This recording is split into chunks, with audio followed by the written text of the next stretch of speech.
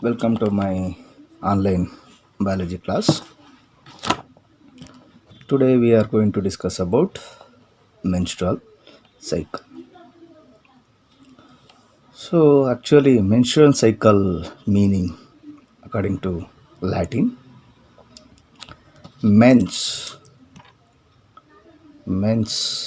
ಅಂತ ಅಂದರೆ usually dear students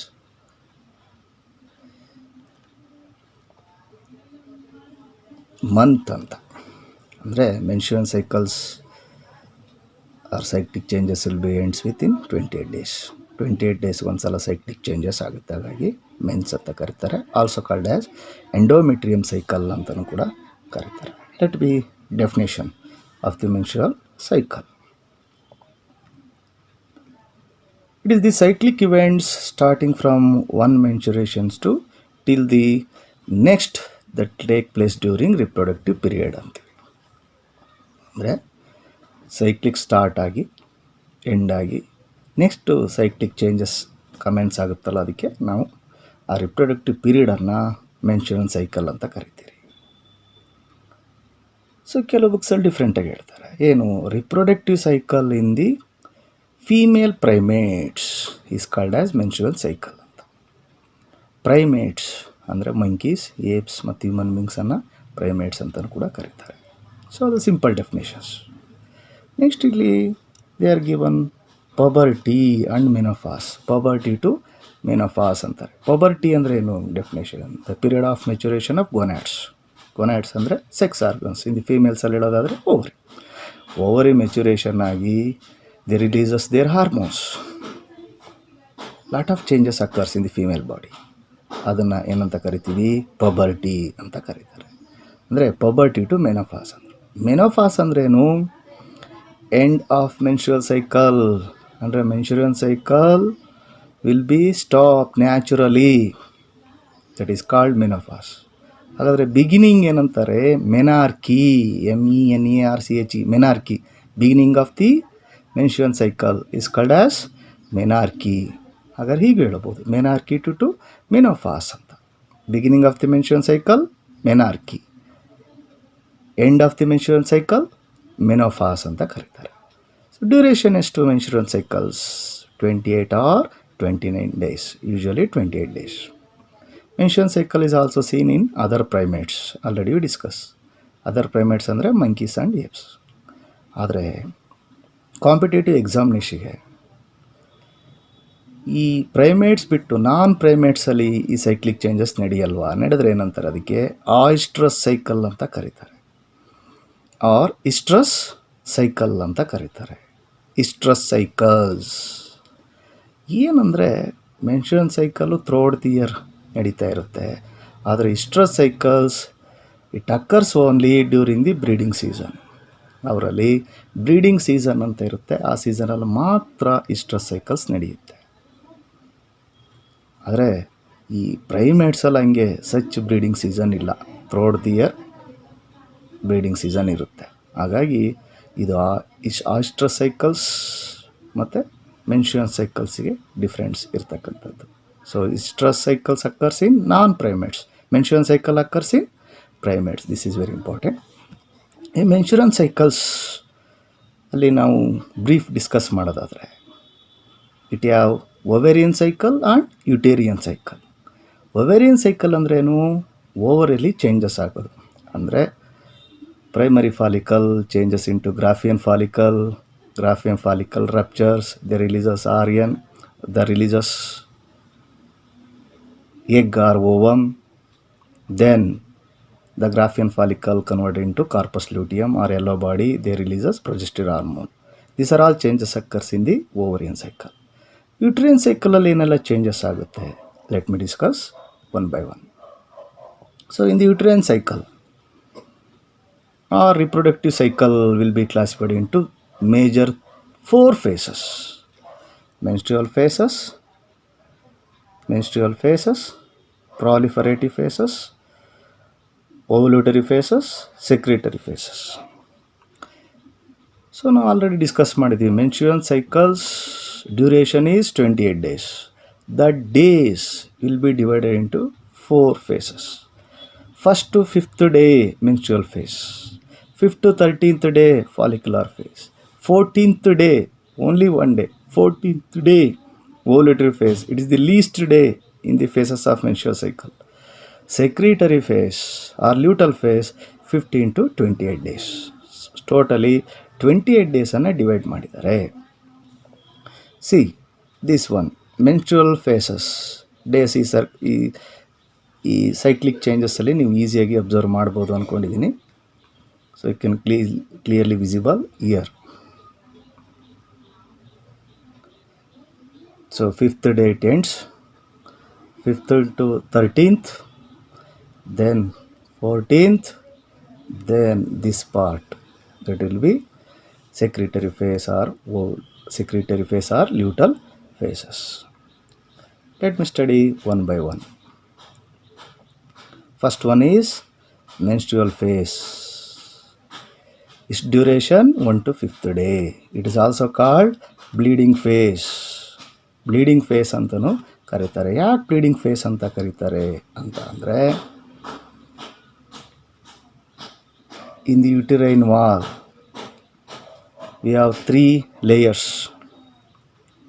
perimetrium, myometrium, endometrium. We are talking about endometrium. Endometrium ruptured and shut down through vagina. ಈ endometrium wall ಇದೆಯಲ್ಲ, ಇದು rupture ಆಗಿ endometrium ವಾಲೆಲ್ಲ ವೆಜೈನದ ಮೂಲಕ pass out ಆಗುತ್ತೆ. ಯಾಕೆ ಬ್ಲೀಡಿಂಗ್ ಅಂದರೆ it contains many blood vessels. ಅದಕ್ಕೋಸ್ಕರ ಇದಕ್ಕೆ ಬ್ಲೀಡಿಂಗ್ ಪೀರಿಯಡ್ ಅಂತಲೂ ಕರೀತಾರೆ, ಅಥವಾ ಬ್ಲೀಡಿಂಗ್ ಫೇಸ್ ಅಂತಲೂ ಕರೀತಾರೆ. ನೆಕ್ಸ್ಟ್,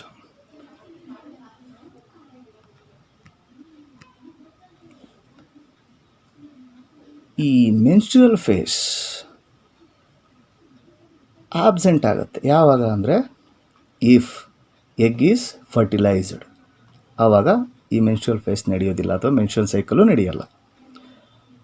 ಹಾಗಾಗಿ ನಾವು ಮೆನ್ಸ್ಟ್ರುಯಲ್ ಸೈಕಲ್ ಆಬ್ಸೆಂಟ್ ಆಗಿದೆ ಅಂದರೆ ವಾಟ್ ಇಟ್ ಇಂಡಿಕೇಟ್ಸ್ ಪ್ರೆಗ್ನೆಂಟ್ ಆಗಿದ್ದಾರೆ. Some situations lack of pregnancy ಅಂದರೆ ಪ್ರೆಗ್ನೆನ್ಸಿ ಆಗದೇ ಇದ್ದರೂ ಮೆನ್ಸ್ಟ್ರುಯಲ್ ಸೈಕಲ್ ಸ್ಟಾಪ್ ಆಗುತ್ತೆ. ಯಾಕೆ? Some other reasons, due to stress, poor health or other regions.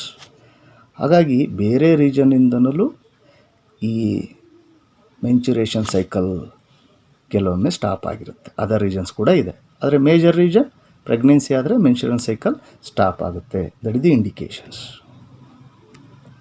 Next phase, follicular phase or proliferative phase ಅಂತ ಕರಿತೀವಿ. ಪ್ರಾಲಿಫೆರೇಟಿವ್ face or follicular phase ಅಂತ ಕರೀತಾರೆ ಇದಕ್ಕೆ. ಇದರ duration 5th to 13th day. ಏನೆಲ್ಲ ಚೇಂಜಸ್ ಆಗುತ್ತೆ ಇದರಲ್ಲಿ ಅಂದರೆ, in this phase gonadotropins releases from the pituitary glands. Anterior part of the pituitary they releases gonadotropins.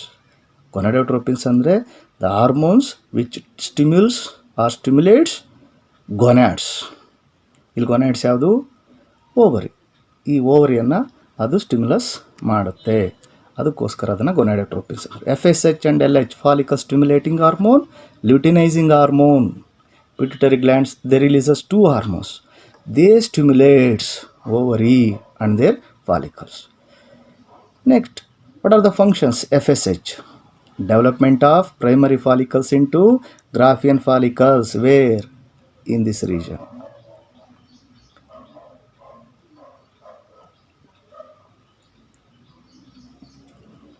ಎಗ್ಗಲ್ಲಿ primary ಫಾಲಿಕಲಿಂದ ಗ್ರಾಫಿಯರ್ ಫಾಲಿಕಲ್ಸಿಗೆ ಚೇಂಜಸ್ ಆಗುತ್ತೆ. Next, the ovary secretes estrogen hormones. Then ಅದರ estrogen ಏನು ಮಾಡುತ್ತೆ? ಹಾರ್ಮೋನ್ಸು.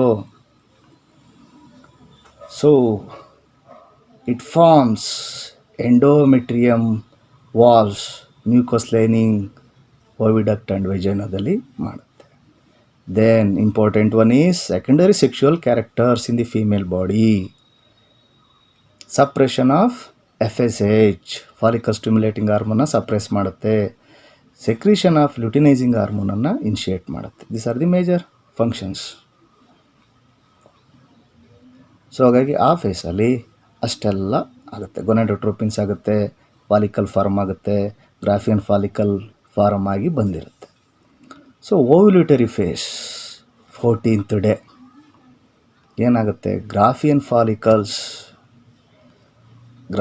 ಫಾಲಿಕಲ್ಸಿಂದ ಓವರಿ ರಿಲೀಸ್ ಆಗುತ್ತೆ. Graafian follicle rupture ಆಗುತ್ತೆ, ಓವರಿಯಿಂದ egg release ಆಗುತ್ತೆ, ovum release ಆಗುತ್ತೆ.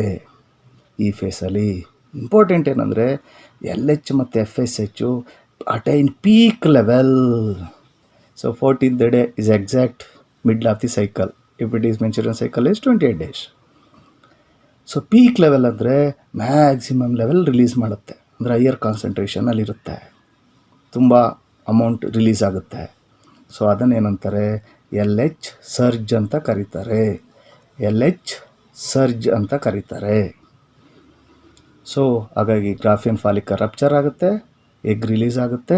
ಸೊ ಅದು ಫಿಮ್ರಿಯ ಮೂಲಕ ಫೆಲೋಪಿಯನ್ ಟ್ಯೂಬನ್ನು ರೀಚ್ ಆಗುತ್ತೆ. So this the ovulatory phase. Then secretory phase, luteal phase, progesterone phase ಅಂತ ಕರೀತಾರೆ. ಯಾಕೆಂದರೆ ಲ್ಯೂಟಿಯಲ್ ಫೇಸ್ ಅಂತ ಯಾಕಂತೀವಿ ಅಂತ ನಾವು ಡಿಸ್ಕಸ್ ಮಾಡ್ತೀವಿ.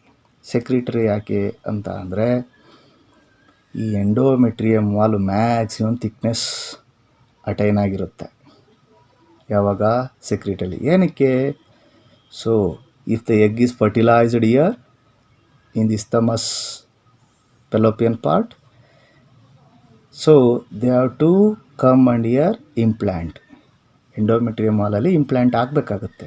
So have to prepare itself, uterine wall prepare itself for implantation, fertilised egg implantation. ಅದಕ್ಕೆ ಪ್ರಿಪ್ರೇಷನನ್ನು ಮಾಡ್ಕೊಳ್ತಾ ಹೋಗುತ್ತೆ.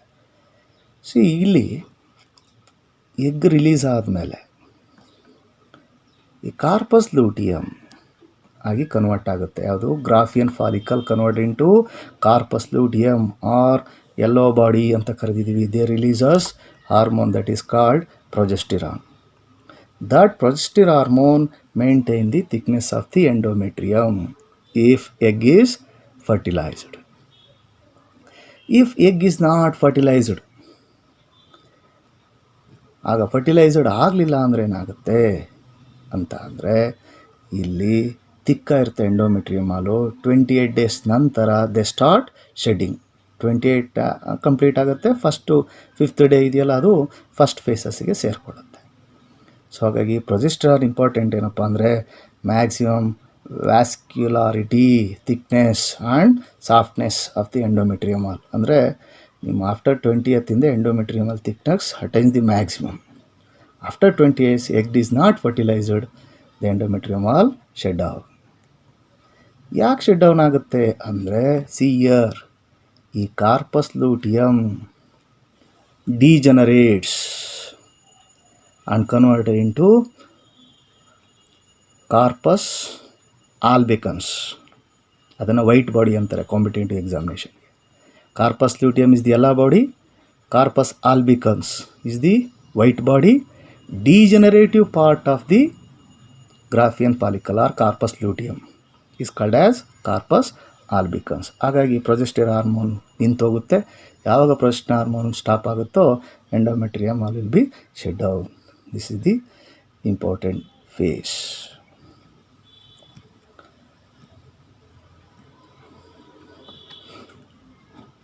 ಸೊ ಹಾಗಾಗಿ ಮೆನ್ಚುರನ್ಸ್ ಫರ್ಟಿಲೈಸರ್ಸ್ ಆಗಲಿಲ್ಲ ಅಂದರೆ ಈ ಸೈಕ್ಲಿಕ್ ಕಂಟಿನ್ಯೂಷನ್ ಆಗ್ತಿರುತ್ತೆ. ಹಾಗಾಗಿ ಮೆನ್ಚುರನ್ಸ್ cycles, it is the very important cycle in the female body to maintain pregnancy and other process. ಹಾಗಾಗಿ ಮೆನ್ಸುರೆನ್ಸ್ ಸೈಕಲ್ ಫೀಮೇಲ್ ಬಾಡಿಲಿ ವೆರಿ ಇಂಪಾರ್ಟೆಂಟ್. ಸೊ ಆಲ್ರೆಡಿ ನಾವು ಹೇಳಿದ್ದೀವಿ, ಮೆನಾರ್ಕಿ ಅಂದರೆ ಫಸ್ಟ್ ಮೆನ್ಸುರೇಷನ್ನು, ಮೆನೋಫಾಸ್ ಅಂದರೆ ಅದು ಎಂಡ್ ಆಫ್ ದಿ ಮೆನ್ಸುರೆನ್ಸ್ ಸೈಕಲ್. ಅದು 45 to 50 years ಒಳಗೆ ಅದು ಎಂಡ್ ಆಗೋ ಸಾಧ್ಯತೆ ಇರುತ್ತೆ. ಡಿಯರ್ ಸ್ಟೂಡೆಂಟ್ಸ್, ಇನ್ನೂ ನಿಮಗೆ ಕ್ಲಿಯರ್ ಅರ್ಥ ಮಾಡಿಸೋದಕ್ಕೆ ನಾನೊಂದು small so when female attains the puberty, so the ovary will be releases hormones. Then when attain the puberty, the gonads and the reproductive tract start their function. So how the endometrium shedding through vagina. That diagram shows. So usually ಈ menstrual cycles ನಮಗೆ ಗೊತ್ತಿರೋ ಹಾಗೆ 28 days ಇದೆ. ಆ 28 ಡೇಸಲ್ಲಿ first ಫೇಸನ್ನು ಏನಂತ ಕರೆದಿದ್ವಿ ನಾವು, ನಿಮ್ಗೆ ಆಲ್ರೆಡಿ ನಮಗೆ ಗೊತ್ತಿರೋ ಹಾಗೆ ಮೆನ್ಸ್ಟ್ರುಯಲ್ ಫೇಸ್ ಅಂತ ಕರೆದಿದ್ವಿ. ಈ ಮೆನ್ಸ್ಟ್ರುಯಲ್ ಫೇಸ್ ಫಸ್ಟಿಂದ 5 ಡೇಸ್ವರೆಗೂ ಆಗುತ್ತೆ. ಸೊ ಇದರಲ್ಲಿ ಎಂಡೋಮೆಟ್ರಿಯಮಲ್ ಶೆಡ್ ಡೌನ್ ಆಗೋಗುತ್ತೆ.